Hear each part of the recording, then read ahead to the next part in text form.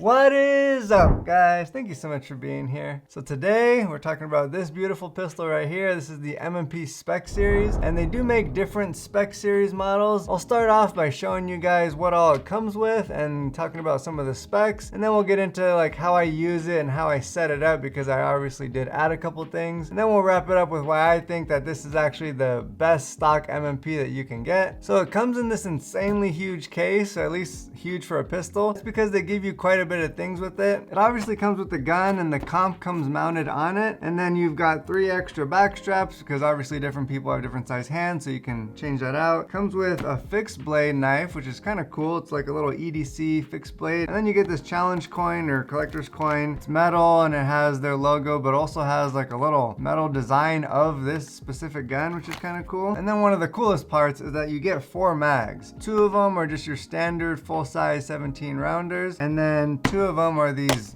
extended 23 rounders. So this is a full-size M&P pistol with a 4 3/4 inch barrel. It's a metal pistol, which is different than their steel frame one, which I think they only have one M&P like that right now, but most of their metal ones like this one and their newer gray looking ones are all made with an aluminum frame, which is nice because it makes it a little bit more rigid and stronger without really adding like hardly any weight. And the gun's not loaded, so don't stress, but it comes with a threaded barrel because, as we mentioned, it does come with the comp mounted on here when you first get it. The whole gun's got this really cool OD green Cerakote job that just looks super clean, and then the slide just comes with some really unique serrations and porting on the side and the top. Just looks really cool, helps subtract a little bit of that weight, and then it comes cut for a red dot, so that way you can put on pretty much any dot because there's going to be a plate for it. And on top of all that, it also comes with these suppressor height night sights that literally glow in the dark because they have tritium inserts. Oh, and it also comes with a pretty solid trigger. I obviously haven't shot every single M&P trigger that exists,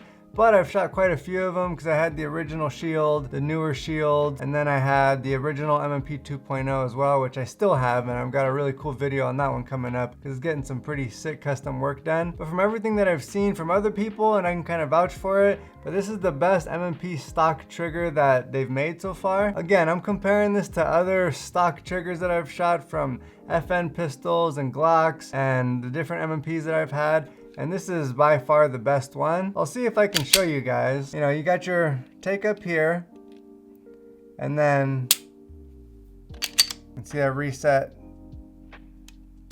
It's not bad. And mine consistently pulls between about 4 1/4 and 4.5 pounds, which is actually really good for a stock duty trigger. All right, let me show you guys how I've got mine set up, because there's a couple of things in here that, in my opinion, really take it to that next level. But first, I'll mention the more common things. I've got a Streamlight TLR1 HL on here. This is one of the more common ones out there because it's just very reliable and has a good output. Now, one thing to keep in mind that I think makes this one a little bit more unique is they offer it in black and then FDE, but then they have this like brown FDE where it's more brown than just your normal tan looking flat dark earth. In my opinion, it's a little bit more unique, a little cool looking, but that's complete personal preference. It kind of depends on the color of your gun and just what you like. Next up, I've got the Holosun EPS on here, and I've owned several different Holosuns, and so I have a lot of experience with them, and the reason I've kept buying them throughout the years is because they just work, and I haven't had any issues with them. I've got one set up on another pistol, I've got one set up on a 22 rifle, and I've got one set up on like my home defense PCC. It's my 9mm Banshee. If you haven't seen that video, I highly recommend it because it's really cool. These aren't the cheapest option out there, but they're also not the most expensive. I just think that it's a lot of bang for your buck when it comes to how many features you get on them, and just the reliability and the shake awake technology, just everything that comes on them. Also, don't get confused because there's the EPS carry, which is smaller for like, you know, your Shield size gun, your 365, those type pistols. And then there's the EPS, which is a little bit bigger window. And so since this is a full-size handgun, that's why I went with the EPS and not the EPS carry. Now, as for the things that kind of take it to that next level, I added a couple of things, but we'll start with this plate right here because this is a Calculated Kinetics dog tag. Now, I haven't really used those plastic plates that come with the M&Ps before, but I also haven't really heard any negative things about them. I just figured that using a high-grade aluminum is always going to be stronger and sturdier and just more reliable than any kind of plastic. Plus, depending on how your gun is cut, you might have to use the adapter plate from Holosun as well, so then you would end up using 2 plates. But again, even if you just use the 1 plate from M&P, I still think that this one's better because it's stronger. I mean, it's built like a tank, but also it's got this lip on the front that's supposed to help reduce the amount of gas that gets on the front element of this glass right here. Anybody that's shot a decent amount with a pistol and a red dot, you know that this front element of the glass there is gonna start to get kind of foggy and dirty just from all the gases that are coming out of there. And so that way they don't go straight to the glass. It kind of like redirects them upwards. It actually does make a difference. So that's another cool aspect to that plate. One thing I forgot to mention about this setup is that it still allows it to sit low enough to where I can actually see my irons like no problem through there. So I think that's cool because I hate when you put a red dot on there and it negates having your irons. You know, I like to still have both. As for the last things that I added on here, this really helps kind of boost your performance a little bit, but also just makes it look cool. So I mentioned earlier that this gun comes with 4 mags.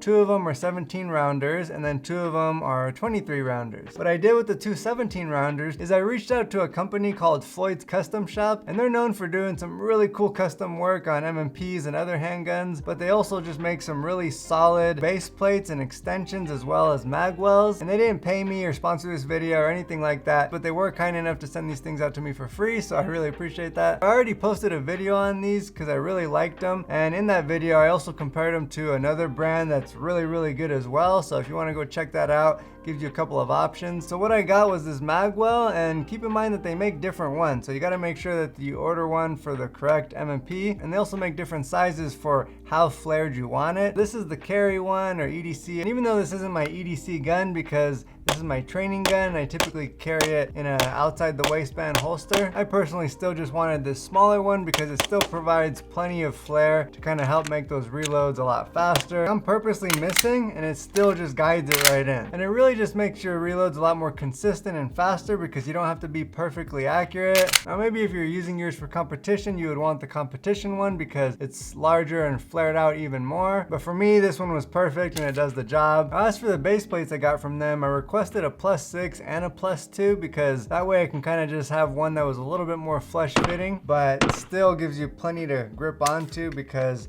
it's kind of cut out into little layers on the bottom so that your fingers can really grip and rip.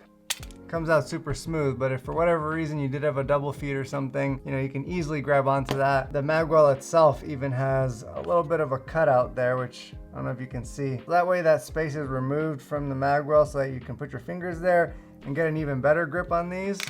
And then the big one, I mean, you won't have any issue grabbing onto that because it's got huge grooves on both sides, which I also just think makes it really cool looking. So even if you didn't want one of the magwells, I still highly recommend getting some of the base plates just because you don't have to reload as often, obviously, when you can put more in your mag. And so it just makes your training time a little bit better and more efficient. And again, I mean, these things just look super cool on there. And I want to show you guys how I carry it as well because that's kind of part of my setup. Tier 1 concealed, they offer this holster here that has one additional level of retention, which is this band that goes over the top of the gun. And so it doesn't lock on the chamber or anything like that. It has your traditional Kydex retention, but then you've got this little thumb button that you press down and it kind of disengages. Now, this is where I'm going to kind of say that even though it's a very good holster, it seems like this mechanism is a little bit slow. It seems like it's a little bit too curved. Maybe should be sitting more straight up and down like that,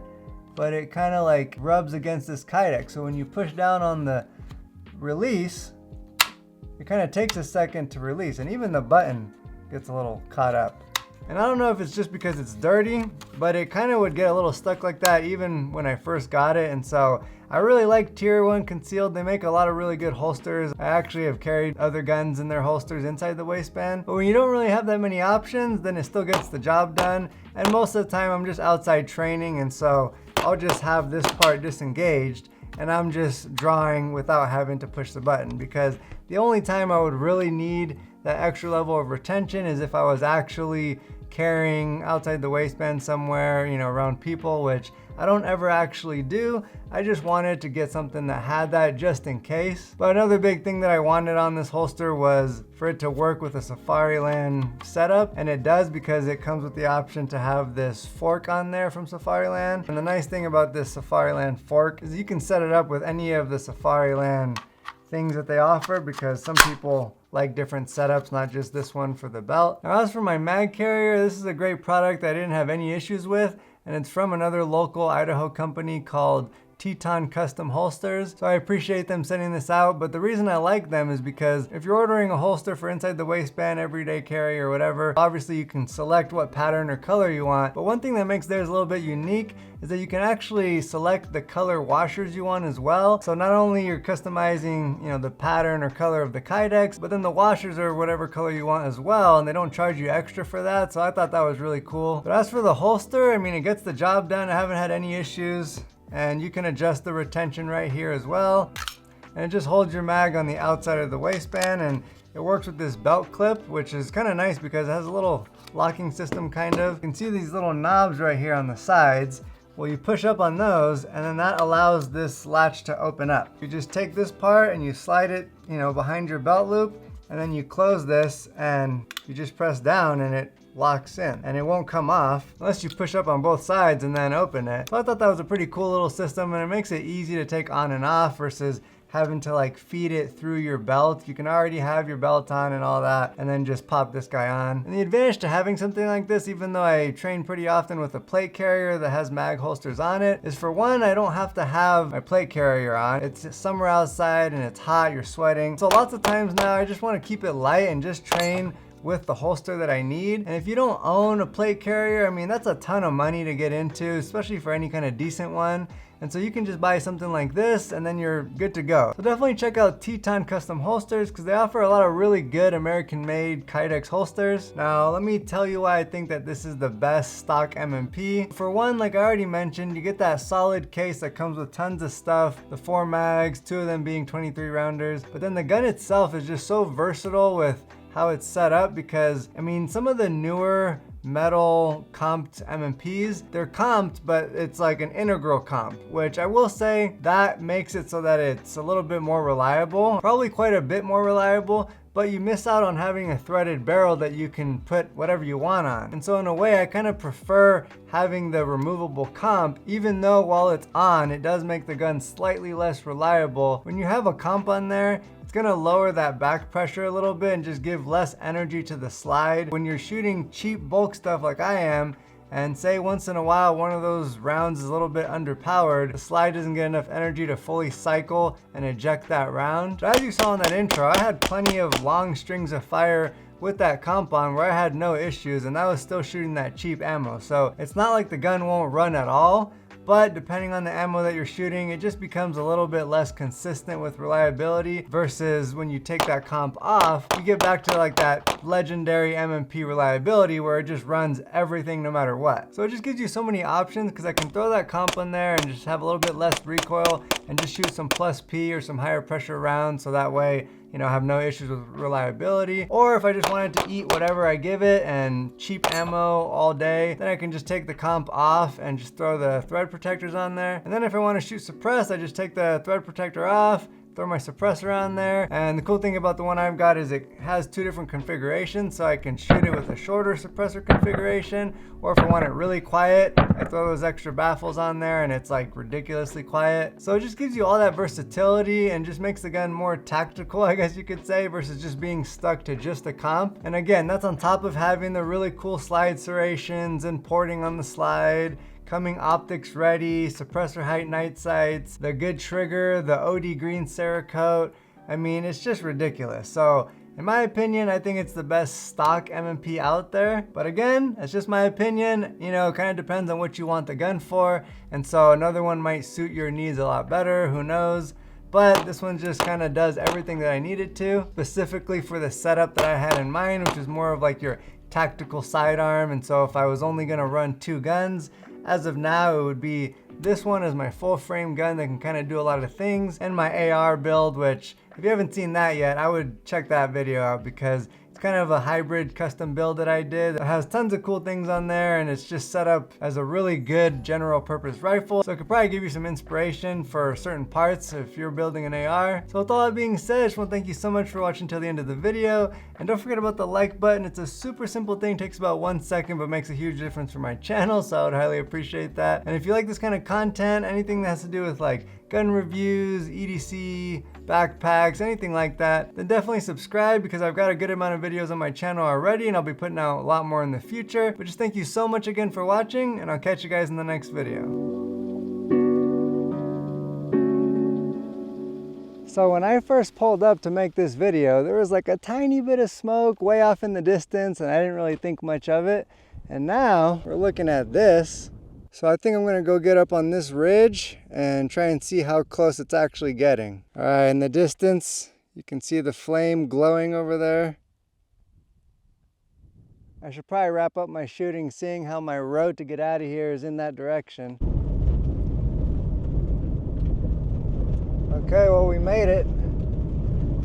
Fire's over there. And looks like we're gonna make it out alive.